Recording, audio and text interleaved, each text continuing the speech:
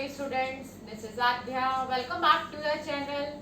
आज हम करेंगे question number 16 exercise 2.5 of chapter polynomials of class 9। तो स्टार्ट करते हैं क्वेश्चन नंबर 16 और देखते हैं इसमें क्या है नया method. What are the possible expression for the dimensions of the cuboid whose volumes are given below? हमारे को यहाँ क्वेश्चन में क्यूबॉइड का वॉल्यूम गिवन है और उसकी हमें पॉसिबल डायमेंशंस निकालनी है। जब भी बात होगी क्यूबॉइड की तो वहाँ पर 3 डायमेंशंस आ जाएंगी और वो रहेंगी हमारी लेंथ, ब्रेथ एंड हाइट। तो इन तीनों डायमेंशंस को हमने यहाँ पर निकालना है, फाइंड आउट करना है और वॉल्यूम हमें गिवन है और साथ ही साथ हमें ये भी पता होना चाहिए कि क्यूबॉइड का वॉल्यूम क्या होता है। तो एक बार फिर से आपको बता देते हैं, जो क्यूबॉइड है उसका वॉल्यूम होता है L into B into H. तो इस क्वेश्चन में हमें 2 पार्ट्स मिलेंगे और हम आज दोनों ही पार्ट्स सॉल्व करेंगे, जिसमें हमारा जो फर्स्ट पार्ट है वो बहुत ही सिंपल है। एक्सरसाइज 2.5 ये हमारी इस एक्सरसाइज का आज आखिरी क्वेश्चन है और इस चैप्टर का भी ये आखिरी क्वेश्चन होने वाला है। तो इसका फर्स्ट पार्ट है, वॉल्यूम हमें गिवन है जो कि मैं बोर्ड पर लिख रही हूँ 3x स्क्वायर माइनस 12x। इस पॉलिनोमियल में हमें सिर्फ 2 टर्म्स नजर आ रहे हैं और हमें इसका फैक्टराइजेशन करना है। सबसे पहले हम वॉल्यूम का फॉर्मूला लिख लेंगे। टर्म्स चाहे हमारे पास 2 हो, 3 हो, 4 हो, जितने भी टर्म्स वाला पॉलिनोमियल हो, पहले हमें कोशिश ये करनी है कि अगर कुछ कॉमन आ रहा है तो हम उसमें से कॉमन निकालेंगे।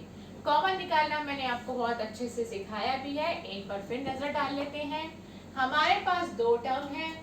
वेरिएबल कॉमन लेते वक्त हमें लीस्ट पावर वाला कॉमन लेना होता है। देखिए x हमारे इस फर्स्ट टर्म में है और x हमारे इस सेकेंड टर्म में भी है।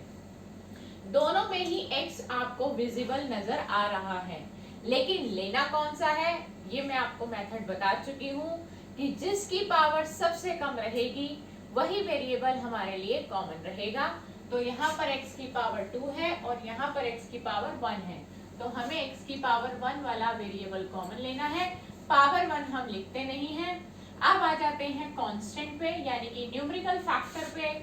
3 और 12 न्यूमेरिकल फैक्टर में से कॉमन लेते वक्त हमें वो नंबर कॉमन लेना होता है जो सबसे बड़ा टेबल हो और उस टेबल में ये दोनों नंबर आ रहे हों। अब जैसे कि मैं आपको बता दूं कि 3 और 12 ये 1 के टेबल में भी आते हैं और 3 के टेबल में भी आते हैं। तो 1 और 3 में जो ग्रेटर है वो है 3, तो इसीलिए हमें 3 का टेबल कॉमन लेना है। तो न्यूमेरिकल फैक्टर में हम बड़े से बड़ा टेबल लेने की कोशिश करते हैं। तो ये हमारा आउट हो गया है। फर्स्ट टर्म में से 3 आउट हो गया है। एक्स स्क्वायर मीन्स हमारे पास 2x है, एक x बाहर हो गया तो एक x अंदर रह गया। फिर ये माइनस कॉपी किया, 3 के टेबल में 12 4 पर आता है और एक ही x था वो बाहर हो गया। अब बचा x माइनस 4 ब्रैकेट में। इस x माइनस 4 पर कोई भी आइडेंटिटी एप्लीकेबल नहीं हो रही।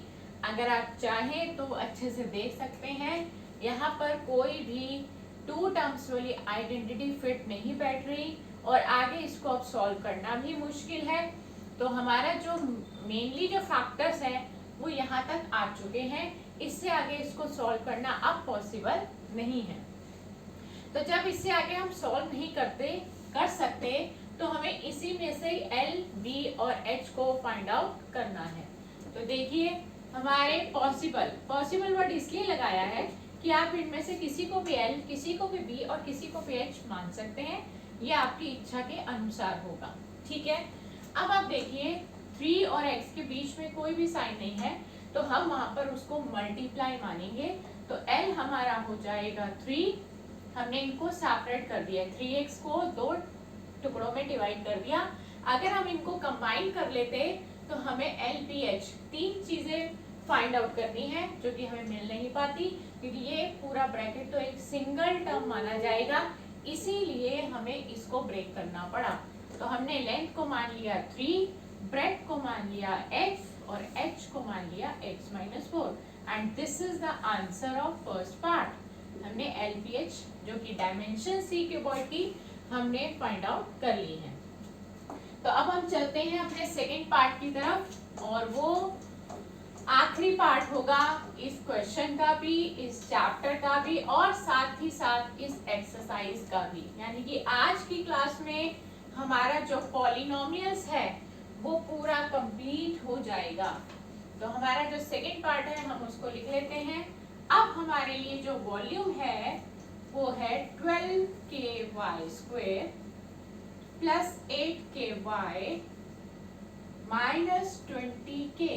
अब आपको तीन टर्म नजर आ रहे होंगे इस पॉलिनोमियल में, और वॉल्यूम का फॉर्मूला क्यूबॉइड का हम जानते हैं कि क्या होता है, L into B into H. हमने सबसे पहला काम कॉमन लेने का ही करना है। अगर कॉमन आ रहा है तो बहुत अच्छी बात है, और नहीं आ रहा तो हम फिर आगे सोचेंगे क्या करना है। फिलहाल हम देखते हैं कि कॉमन क्या आ रहा है। आप देखिए के तीनों में विजिबल है, तीनों में सेम पावर के साथ विजिबल है, तो k को कॉमन ले लीजिए। y² यहाँ पर है, y यहाँ पर है, बट यहाँ y नहीं है। जो सब में ना शामिल हो उसको हम कॉमन नहीं ले सकते, इसका मतलब y कॉमन नहीं आएगा। अब आ जाते हैं न्यूमेरिकल फैक्टर पे। 12, 8, 20 ये 1 के टेबल में भी आते हैं, 2 के टेबल में भी आते हैं, और 4 के टेबल में भी आते हैं। तो 1, 2 और 4 में सबसे बड़ा टेबल हुआ 4, इसलिए 4 कॉमन आएगा। अब देखते हैं हमारे पास अंदर क्या बचा है। 4 के टेबल में 12 आता है 3 पर, k कॉमन आ चुका, y² अंदर कॉपी कर दिया, प्लस कॉपी कर दिया। 4 के टेबल में 8 आता है 2 पर, k बाहर हो चुका, y अंदर कॉपी कर दिया, माइनस कॉपी कर दिया। 4 के टेबल में 20 आता है 5 पर, और k जो कि बाहर हो चुका तो अंदर नहीं आएगा। तो अब हमारे पास ब्रैकेट के अंदर जो तीन टर्म्स बचे हैं उसमें हम मिडल टर्म स्प्लिटिंग करने की कोशिश करेंगे। जब ये तीन टर्म होते हैं तो हमारे माइंड में एक ही बात स्ट्राइक करनी चाहिए कि यहाँ पर मिडल टर्म स्प्लिटिंग पॉसिबल है या नहीं। तो कोशिश करेंगे, हम इसकी वर्किंग को रफ में दिखा देते हैं कि कैसे हमें मिडल टर्म की स्प्लिटिंग करनी है। देखिए, मैंने आपको एक बहुत ही इजी और बहुत ही छोटा सा एक मेथड बताया था मिडल टर्म स्प्लिट करते वक्त कि हमें क्या करना है। सबसे पहले जो रिक्वायर्ड प्रोडक्ट है, पहले आप वो पता लगाइए कि आपको चाहिए क्या। तो आपको चाहिए, फर्स्ट टर्म में देखिए 3 है न्यूमेरिकल फैक्टर, और कांस्टेंट यहाँ पर लास्ट टर्म में है 5, तो 3 इंटू 5 कर दीजिए, यानी कि आपको 15 चाहिए। आप बीच वाले टर्म के ऐसे दो टुकड़े करेंगे जिनका प्रोडक्ट करने पर 15 आएगा। सॉरी, मैंने यहाँ पे 15 लिख दिया था, 3 5 जा 15। आपको 2 के ऐसे फैक्टर करने हैं जिसके फैक्टर करते वक्त आपको उनका प्रोडक्ट जब आप चेक करें तो वो 15 आए, और माइनस करने पर आपको 2 मिले। तो आपने करना क्या है, अगर पीछे माइनस का साइन हो तो यहाँ से आपने क्या करना है, स्ट्रेट काउंटिंग चलानी है और पीछे 1 2 3 लिखना है। मैं आपको प्रोडक्ट मिडल टर्म की स्प्लिटिंग के दो पार्ट सिखा रही हूँ। 2 से आगे आ गया 3, यहाँ पे तो आपका 1 ही रहेगा। 1 2 3 कॉमन सिंपल काउंटिंग नंबर चलेंगे, और यहाँ पर आपका आ जाएगा 3 4 5 6 इस तरह से। अब आप देखना, आपको ये है कि आपका प्रोडक्ट क्या आ रहा है। आप पहले 3 बन जा 3 करिए, 3 आ रहा है। आपको प्रोडक्ट 15 चाहिए तो क्रॉस लगा दीजिए, ये नहीं है। 4 2 जा 8, ये भी क्रॉस लगा दीजिए क्योंकि आपको तो 15 चाहिए। 5 3 जा 15, तो यहाँ पर आपके दो टुकड़े मिल गए 5 और 3। मैं एक बार फिर से आपको बता दूं, मिडल टर्म स्प्लिटिंग करते वक्त बीच के जो दो पार्ट्स हमें चाहिए होते हैं वो मैंने आपको सिखाए हैं।